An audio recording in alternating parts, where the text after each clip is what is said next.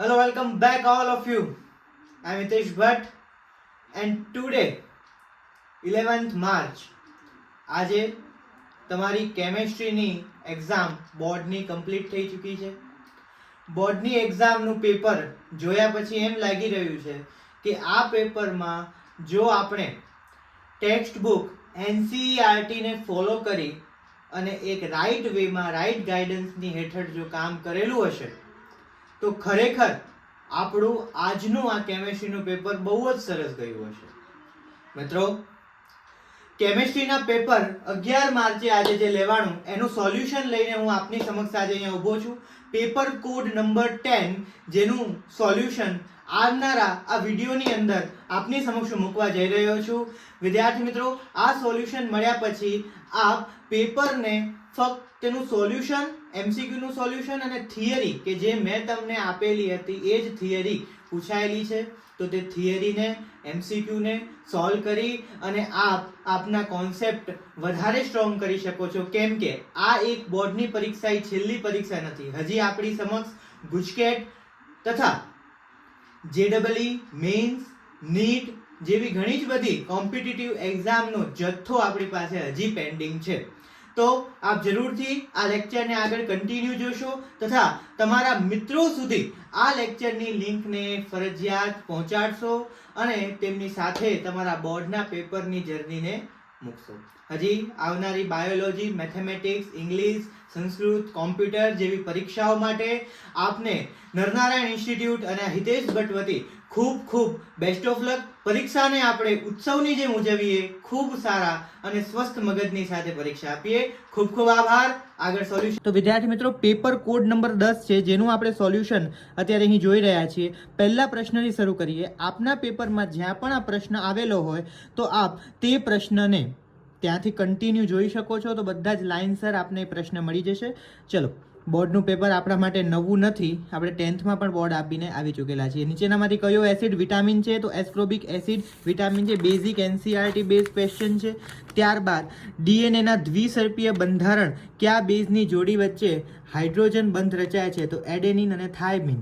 હવે જ્યારે RNAની વાત થઈ હોય તો DNAની જગ્યાએ તો શું આવશે? યુરેસિલની વાત થાય, અહીંયા DNAની વાત છે એટલે થાઇમિન આવે છે. બરાબર છે. કયો એમિનો એસિડ પ્રકાશના ક્રિયાશીલ નથી? બરાબર છે. કયો પ્રકાશ ક્રિયાશીલ એમિનો એસિડ નથી? તો એ છે ગ્લાયસિન. ઘન દ્રાવણનું ઉદાહરણ કયું છે? સોનામાં દ્રાવ્ય થયેલો કોપર. જો 22 ગ્રામ બેન્ઝીન C6H6 ને 122 ગ્રામ કાર્બન ટેટ્રાક્લોરાઇડ CCl4 માં ઓગાળવામાં આવે તો બેન્ઝીનની દળની ટકાવારી કેટલી થાય? તો મિત્રો, આ બહુ જ બેઝિક ફોર્મ્યુલામાં આપ એપ્લાય કરો તો આપણને 15.28% તેનું રિઝલ્ટ જોવા મળી શકે છે. હવે અહીંયા એક આપણે ઇન્સ્ટન્ટ 11 માર્ચે પેપર આવ્યું અને 11 માર્ચે જ અત્યારે આપની સમક્ષ યુટ્યુબ ઉપર વિડીયો અપલોડ થઈ ચૂકેલો છે. તો મેં જ્યાં સુધી જોયું ત્યાં સુધી 0.1 મોલ અને 0.01 મોલ અને 0.001 મોલ NaClના જલીય દ્રાવણને અનુક્રમે A, B અને C વડે જો અંકિત કરવામાં આવે તો આ દ્રાવણનો વોન્ટ ઓફ અવયવનો મૂલ્ય કયો સાચો? તો ખરેખરમાં IA greater than IB greater than IC પણ હોઈ શકે છે અને IA ઇઝ ઇક્વલ ટુ વાળો ઓપ્શન બી માઇનોરી મને સાચો લાગી રહ્યો છે એટલે B અને C. બરાબર. આગળ એની એરરની ચર્ચા આપણે ફરીથી મૂકશું. 1 મોલર ગ્લુકોઝ જલીય દ્રાવણ માટે કયો વિકલ્પ સાચો છે? તો ડેલ્ટા TB બરાબર KB. બરાબર છે. આગળ વાત કરીએ. નીચેનામાંથી આદર્શ દ્રાવણનું ઉદાહરણ કયું છે? તો બહુ જ બેઝિક NCERTમાં બેન્ઝીન અને ટોલ્યુઇન કીધેલું જ છે. અથાણું બનાવવા માટે કાચી કેરીના મીઠા સાંદ્ર જલીય દ્રાવણને ડુબાડવામાં આવે ત્યારે સંકોચાઈ જાય છે. એનું રીઝન છે અભિસરણના કારણે. તે સંકોચાય શું કામ? કેમ કે એનામાં જે રહેલો વોટરનો મોઇશ્ચરાઇઝ્ડ પાર્ટ છે એ મોઇશ્ચરાઇઝ્ડ પાર્ટને ગુમાવે છે અને એના કારણે એનું સંકોચન થાય છે. ચલો મિત્રો, આગળ વધીએ. વિદ્યુત રાસાયણિક કોષ ક્યારે વિદ્યુત વિભાજન કોષ તરીકે વર્તે છે? તો E એક્સટર્નલ ગ્રેટર દેન હોય E સેલના કારણે. Basic MCQ. ડેનિયલ કોષ માટે પ્રમાણિત પોટેન્શિયલ 1.1 વોલ્ટ છે. તો Zn plus U2 plus gives Zn plus 2 plus Cu. પ્રક્રિયા માટે પ્રમાણિત ગિબ્સ ઉર્જા 1 ફેરાડે બરાબર 96,487 કુલમ મોલ ઇન્વર્સ હોય તો એનો આન્સર આપણે ફોર્મ્યુલા જે છે એ પોટેન્શિયલના ફોર્મ્યુલા બેઝ આપણે એને સોલ્વ કરીએ તો આપણે -212.27 કિલોજોલ મોલ ઇન્વર્સ મળી શકે છે. મિત્રો, આ બેઝિક એનસીઆરટીનો સમ છે. Al2O3 માંથી 2 મોલ એલ્યુમિનિયમના પ્રાપ્ત કરવા માટે કેટલો વિદ્યુતના જથ્થાની જરૂર પડશે? તો 6 ફેરાડ. એકદમ બેઝિક આવા સ્વાધ્યાયની અંદર આ ક્વેશ્ચન રહેલો છે. એના પછી વાત કરીએ તો મર્ક્યુરી કોષમાં નીચેનામાંથી કયું કેથોડ તરીકે વર્તે છે? તો HgO અને કાર્બનની લુગદી. નેક્સ્ટ આપણે આગળ વાત કરીએ તો NaCl, HCl અને NaACમાં ના મૂલ્યો અનુક્રમે આપણે આટલા આપેલા છે તો આપણને ફાઇન્ડ આઉટ કરીએ તો 390.5 બરાબર. આ પણ એમસીક્યુ આપણો બેઝિક એનસીઆરટીનો છે ને ઘણીવાર આ એમસીક્યુ આપણે પૂછેલો પણ છે કે જ્યાં મેં પેપર જેના કન્ડક્ટ કર્યા છે મારી સાથે ઓનલાઈન જે વિદ્યાર્થીઓ જોડાયેલા છે, ઓફલાઈન જોડાયેલા છે તેના માધ્યમથી આની વેલ્યુ પણ આપણને Al+3 Znના ક્રમમાં મળશે. બી ઓપ્શન આવે છે. ચલો આગળ વાત કરીએ. જો પ્રક્રિયા વેગનું મૂલ્ય K બરાબર આટલું હોય તો તેનો પ્રક્રિયા ક્રમ કયો? બેઝિક ઓપ્શન છે એના તમે એકમ ઉપરથી જ ફાઇન્ડ આઉટ કરી શકો છો. દ્વિતીય ક્રમ. લાસ્ટમાં જે એમસીક્યુના આપણે લેક્ચર બનાવ્યો તેમાં બધા જ ટાઈપના એમસીક્યુને આપણે આવરી લીધા હતા અને આઈએમપી એમસીક્યુમાં પણ મેં દરેક ચેપ્ટરમાંથી કયા ટોપિકમાંથી એમસીક્યુ પૂછાઈ શકે એમાં બી ખરેખર આ બધા આપને કહેલા હતા. આર્હેનીય સમીકરણની વાત કરીએ તો એનો ઢાળ શું થાય? તો -EA/R એનો ઢાળ થશે. એક પ્રક્રિયા એના સંદર્ભમાં પ્રથમ ક્રમની છે, બીના સંદર્ભમાં દ્વિતીય ક્રમની છે, બીની સાંદ્રતા 3 ગણી વધારવામાં આવે તો પ્રક્રિયાનો વેગ કેવી રીતે અસર પામશે? તો 9 ગણો વધે છે. મિત્રો, ડિટેલમાં સોલ્યુશન કરવામાં બહુ સમય લાગે છે. આપની પાસે અત્યારે તો ખાસ બીજા પેપરની તૈયારી કરવાની હોય છે. આપને ફાસ્ટ સોલ્યુશન મળે એના માધ્યમથી આ ઉદ્દેશ્યથી આપણે વિડીયો બનાવીએ છીએ. આપણને ડિટેલ સોલ્યુશન જો જોઈતું હશે તો ફરીથી આપણે આગળ એના ઉપર વર્ક કરશું. ઉદ્દીપકમાં સંદર્ભમાં કયું સાચું છે? તો બી આવશે. ત્યારબાદ શૂન્ય ક્રમની પ્રક્રિયા માટે ટી અર્ધ આયુષ્ય માટેનું સૂત્ર તમે આનામાં ઇનપુટ કરો તો એના માટે તમને આ આન્સર ડી મળે છે. પછી કોઈ પરમાણુનો ક્રમાંક 28 હોય તો એની ચુંબકીય ચાક માત્ર એટલે આપણને એનું ફોર્મ્યુલા આવડે છે n(n+1) અને એને અંડરરૂટની અંદર. બરાબર છે. ક્યુ સંક્રાંતિ તત્વો ઓક્સિડેશન અવસ્થા ધરાવતું નથી? સ્કેન્ડિયમ. બરાબર. સેન્ડિયમ એટલે 21 ઉપર આવે છે. મેંગેનેટ આયનનું સૂત્ર કયું છે? Basic MnO4 2-. જ્યારે એસિડિક K2Cr2O7 Sn+2ના ક્ષારમાં ઉમેરવામાં આવે ત્યારે શેમાં પરિવર્તિત થાય છે? તો 4+માં. પ્રાથમિક અને દ્વિતીય 3 અને 6 આવશે. આનામાં આયનીકરણ સમઘટકો, આ બે આયનીકરણ સમઘટકો છે. આગળ અયુગ્મિત ઇલેક્ટ્રોનની સંખ્યા અહીંયા 0. ઉભયદંતી લિગેન્ડ SCN- NCRTનું બેઠું છે. નીચેનામાંથી કયું સ્થાયી સંકીર્ણ છે? તો FeC2O4 થ્રાઇસ અને એની -3 એના પર ચાર્જ આવે છે. બેઝિક SN1 પ્રક્રિયામાં પ્રતિક્રિયાત્મકના ક્રમનું અનુમાન કરો તો SN1 માટેનો રૂલ એ એકદમ બેઝિક છે 2, 1 અને 3. ચલો, સ્વાર્ટ્સ પ્રક્રિયામાં કયો પ્રક્રિયક વપરાતો નથી? સ્વાર્ટ્સના આપણે 3 થી 4 MCQ છેલ્લે 1 કલાકના લેક્ચરની અંદર મૂકેલો હતો તો HF.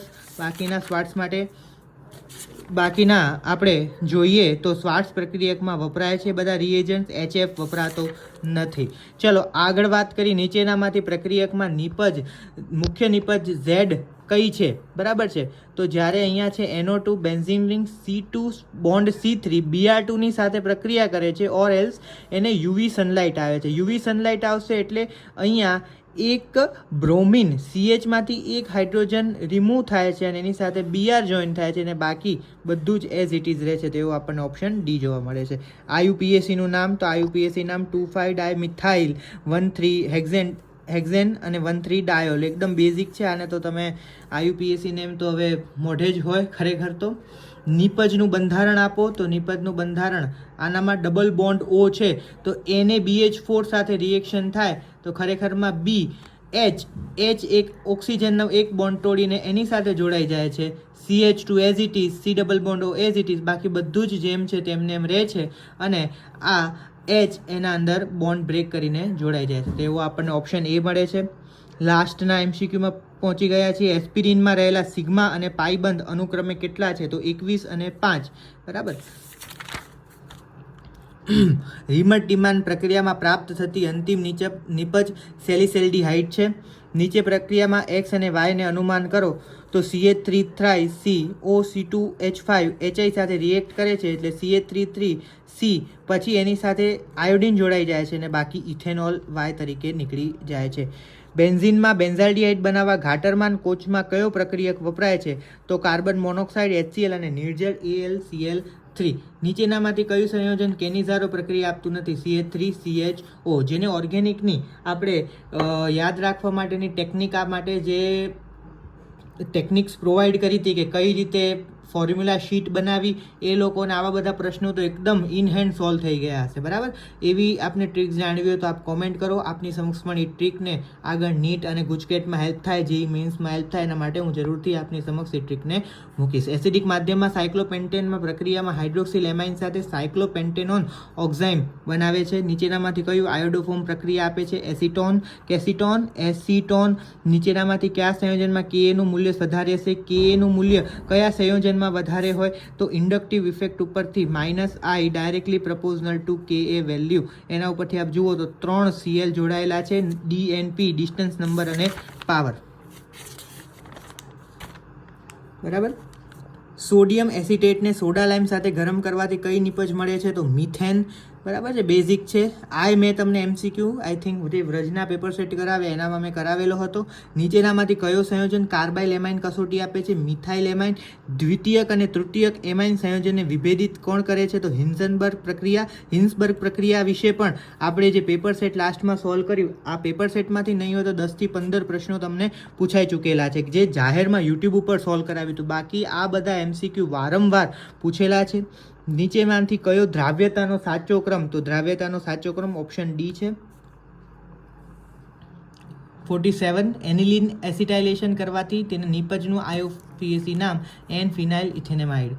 સેન્ડમેર પ્રક્રિયામાં કયું સંયોજન બનાવી શકાતું નથી તો આયોડોબેન્ઝીન. કયો એમાઇડ હોફમેન બ્રોમેમાઇડ પદ્ધતિ દ્વારા પ્રોપેનેમાઇન આપે છે તો બ્યુટેનેમાઇન. લેક્ટોઝના જળ વિભાજનથી કઈ નિપજ મળે છે તો ગેલેક્ટોઝ અને ગ્લુકોઝ. ખૂબ ખૂબ આભાર વિદ્યાર્થી મિત્રો. ખૂબ ખૂબ આભાર વિદ્યાર્થી મિત્રો. આપે સંપૂર્ણ સોલ્યુશન આપણી આ યુટ્યુબની નરનારાયણ ઇન્સ્ટિટ્યૂટની માધ્યમથી જોયું છે. ઓનલાઈન પ્લેટફોર્મ પર આપને થઈ શકે એટલું જલ્દી સોલ્યુશન મેં પ્રોવાઈડ કર્યું છે.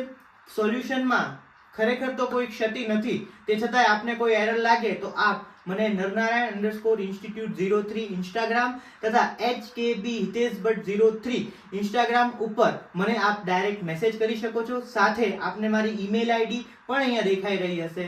અગાઉની આગળની એક્ઝામ્સની પ્રિપેરેશન માટે, રિવિઝન માટે, MCQ માટે આપ મારી ચેનલને ફોલો કરી શકો છો અને નરનારાયણ ઇન્સ્ટિટ્યૂટ ટેલિગ્રામ ચેનલમાં આપણે અપડેટ્સ અને મટીરિયલ તો રેગ્યુલર બેઝ ઉપર મોકલાવતા રહ્યા છીએ અને હજી પણ મોકલાવતા રહેશું. ખૂબ ખૂબ આભાર. નમસ્કાર.